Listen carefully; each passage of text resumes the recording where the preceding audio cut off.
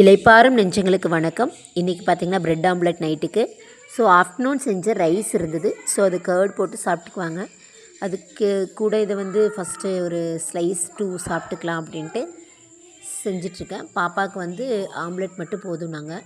So அதுக்காக onion cut பண்ணி வச்சுட்டேன். அவங்களுக்கு மிளகாய் யூஸ் பண்ண மாட்டேன், மிளகுத்தூள் யூஸ் பண்ணுவோம். அதனால் மிளகாய் இன்றைக்கி சேர்க்கல, வேணால் சேர்த்திக்கலாம்.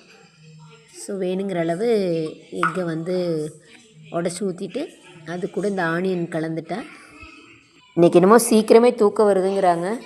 ஸோ ஈவினிங் கொஞ்சம் ஸ்போர்ட்ஸ் எல்லாம் போயிட்டு வந்திருந்தாங்க. ஸோ டயர்டு அதிகமாக இருந்தங்காட்டி பெருசாக டிஃபன் பண்ணலை. ஸோ இதுவே ப்ரோட்டீனான ஃபுட்டுங்காட்டி கொஞ்சம் ஹெவியாக இருக்கும். ஸோ ஆம்லெட் போட்டு கொடுத்துட்டு அது கூடவே ப்ரெட் ஆம்லெட் இங்கே 2 பேர்த்துக்கு போட்டுக்கலாம் அப்படின்ட்டு ஆனியன் கட் பண்ண ஆனியன் உள்ளே போட்டுட்டேன். அது கூட நாங்கள் பெப்பர் தூள் ஆம்லேட்டுக்கு சின்ன சின்னதாக கட் பண்ணுவேன். ஆனால் இன்றைக்கி ப்ரெட் ஆம்லெட் அப்படிங்கிறதுனால கொஞ்சம் ஆனியனை பெருசாக கட் பண்ணியிருந்தேன். பார்த்திங்கன்னா இந்த கல்லுப்பு நாங்கள் யூஸ் பண்ணுவோம், பொடியுப்பு யூஸ் பண்ண மாட்டோம் வீட்டில். வேணால் மிக்சியில் கல்லுப்பையே அரைச்சி வச்சுக்குவோம். இன்றைக்கி கொஞ்சம் தீந்துருச்சு, அதனால் நான் மிக்சியில் அரைக்கல, இமீடியட்டாக ரெடி பண்ணிட்டேன். இது கொஞ்சமாக தோசை மாவு கலந்துக்குவேன், அப்போ தான் ஆம்லெட் ப்ராப்பராக வருன்ட்டு. அப்புறம் பெருங்காயத்தூள் கொஞ்சம் டைஜஷனுக்காக எடுத்துட்டேன்.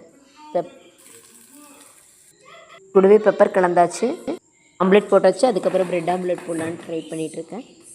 ஸோ இது ஜஸ்ட்டு அந்த கலக்கி வச்சு நல்லா கலக்கிடுவோம். ஆனியன் போட்டது மேலே எக்ஸ்ட்ரா கொஞ்சம் ஆனியன் தூவி இருக்கிறேன், அப்போ கொஞ்சம் டேஸ்ட் வரும் அப்படிங்கிறதுக்காக. இன்னும் ட்ரை பண்ணி பார்த்துட்டு சொல்லுங்கள். Thank you all.